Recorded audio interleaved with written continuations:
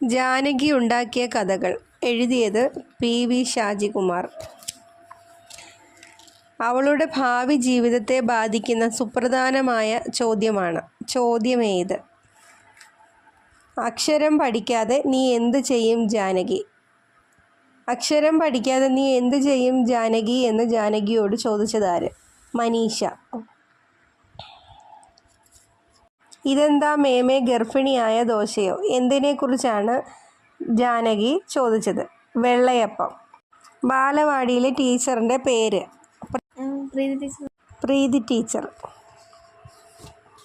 പ്രീതി teacher പാടാൻ പറഞ്ഞ ആംഗ്യപ്പാട്ട് ഏത്?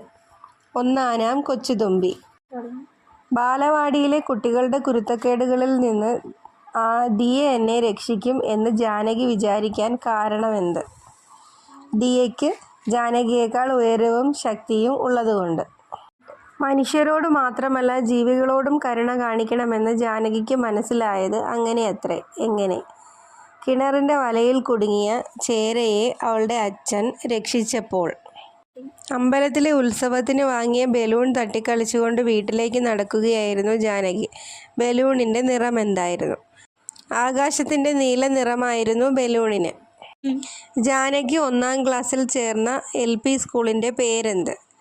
കീക്കാങ്കോട്ടെ LPS.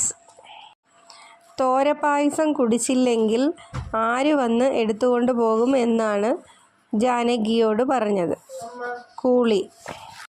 അങ്ങനെയാണ് ജാനകി കമ്മ്യൂണിസ്റ്റ് ആയത്. എങ്ങനെ? അമ്പലത്തിലെ ഭണ്ഡാരത്തിൽ ഇടാൻ കൊടുത്ത പൈസ കൊടുത്ത് പൊട്ടു വാങ്ങി വീട്ടിലെത്തി. ദൈവത്തിന് എന്തിനമ്മേ പൈസ, നിങ്ങൾക്ക് കുറി കിട്ടിയാൽ പോരെ, ഇന്നാ പിടി എന്ന് പറഞ്ഞപ്പോൾ. ഒരിക്കൽ ജാനകിയെ കാണാതെയായി. കണ്ടു കിട്ടിയത് എവിടെ നിന്നായിരുന്നു? ജാനകിയുടെ അച്ഛനും അമ്മയും ഉറങ്ങുന്ന മുറിയിൽ ഷെൽഫിന് പിറകിലെ ഇടുക്കിൽ അവൾ ചുരുണ്ട് കിടക്കുകയായിരുന്നു. ജാനകി ആരോടൊപ്പമായിരുന്നു ഒളിച്ചു കളിച്ചത്? ജാനകിയോടൊപ്പം തന്നെയായിരുന്നു ഒളിച്ചു കളിച്ചത്. ജാതി ഒരു മരമല്ലേ മേമേ? ഇതിൻ്റെ ഉത്തരം എന്തായിരുന്നു മനീഷ നൽകിയത്? മരമായിരുന്നെങ്കിൽ കുഴപ്പമില്ലായിരുന്നു, തണലെങ്കിലും കിട്ടിയേനെ. ഇതങ്ങനെയല്ലല്ലോ.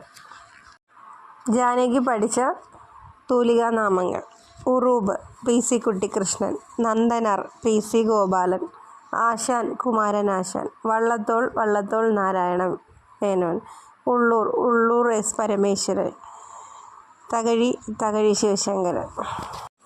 ഒരു ഉറുമ്പിനെ പോലും നോവിക്കരുത് എന്ന് ക്ലാസ്സിൽ പഠിപ്പിച്ചത് ഏത് മാഷായിരുന്നു? മുരളി മാഷ്. അച്ഛനും അമ്മയും പാർട്ടി സമ്മേളനത്തിന് പോയിരിക്കുക, കൊല്ലരുത് എന്ന് കൈകൂപ്പി ജാനകിയോട് പറഞ്ഞത് ആര്? പാട്ടയ്ക്കരികിലെ ഉറുമ്പുകൾ.